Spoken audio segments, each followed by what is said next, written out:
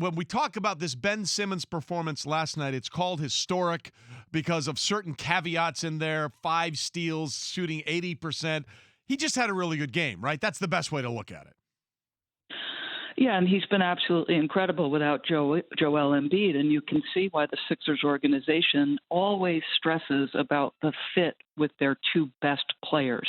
What strikes me, Trey, is there's this incredible, at times, level of negativity around Ben Simmons and his unwillingness to shoot three-point shots. And it will eventually pinch them. But we do not give this young man enough credit for what he is absolutely elite at, and that's a ton of things. He has been performing at a first-team All-NBA defensive level all season. He's legit 6'10", can guard 1 through 5. Without Joel, at times, he's having to guard the centers, in cross matches at times just to get out of a bad switch, whatever the case may be. He's got elite speed, end-to-end, his ability to put pressure at the rim. They can post him against almost anybody. He can finish left and right. And in this stretch without Joel, where they absolutely had to win games, and I know, some of the competition in the win streak is teams below 500, but you've got to win the games in front of you, and Ben Simmons is a driving force behind what they're doing right now.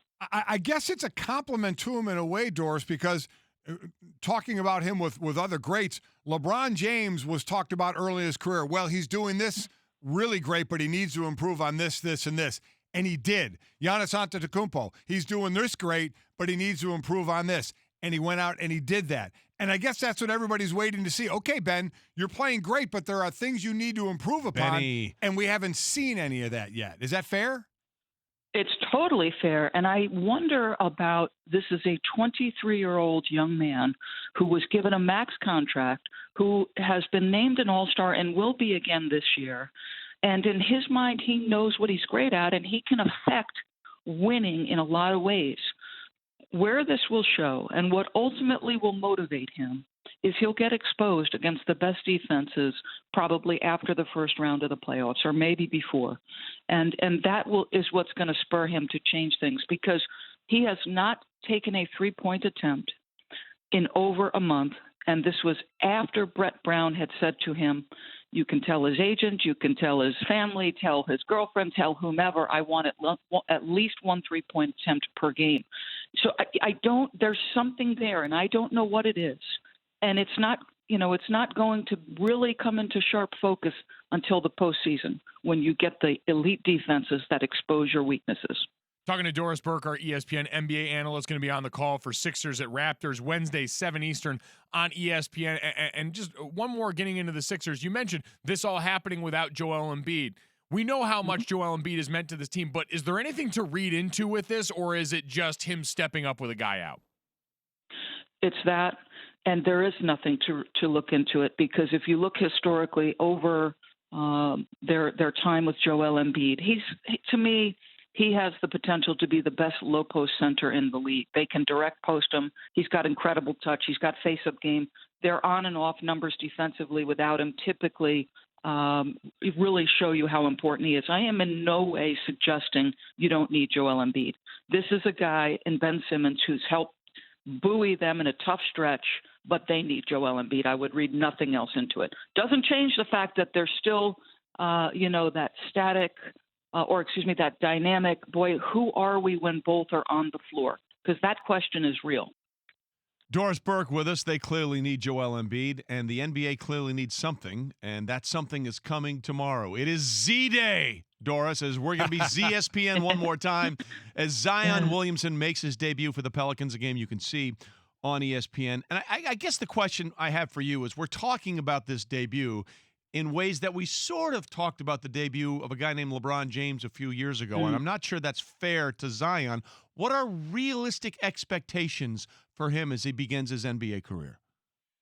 Boy, that is a great question, because I heard Jeff Van Gundy say this early in the season about Zion, and it really struck me. I was just watching a game on ESPN. We were just out of the gates, and Jeff made the statement, Zion Williamson has the potential and in all likelihood has saved basketball and the organization in New Orleans. I was blown away by it.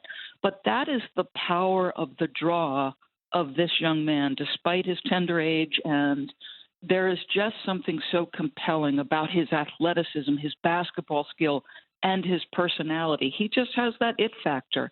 And when you talk to him, when you listen to him, it's really exciting. I can't wait. And what I'm really curious about is to see how long they play him. Is it 4 or 5, 6-minute stretches? How effective can he be in those runs? But the kid is special. Listen, look at his numbers in the preseason. He was absolutely dominant. And on a team that's really seemed to find itself, he gives them exactly what they need. You know, they want to play fast. They want to take threes. And now you have somebody with elite athleticism who can put pressure on the rim and give Lonzo Ball, who's played tremendously, a stretch vertical target. And so I can't wait. I'm as excited as the next NBA fan. I think this kid is so compelling. Everybody's so looking forward to it, no doubt about it. That's coming up Wednesday night. Last night, the Lakers in Boston get shelled by 32. Is it just hey, it happens every now and then, or is there any worry there for you for the Lakers? I think it's two things. I think you had a Boston team that has really been struggling, that was desperate for a win. They were at home. They got an incredible second quarter performance from Jason Tatum. He continues to show us what he's capable of. Their 3 best players played great. And the one thing I'm worried about long-term for the Lakers, and it's literally one thing, and that's elite shot making. They were below 30% last night. I think they were 27. They only made 6 threes. The one thing I feel like they need is elite shot making, 3-point shooting. But I'm not concerned. I think they're 8-2 in their last 10. Thanks for watching ESPN on YouTube. For highlights and analysis, check out the ESPN app. And for live streaming and premium content, check out ESPN Plus.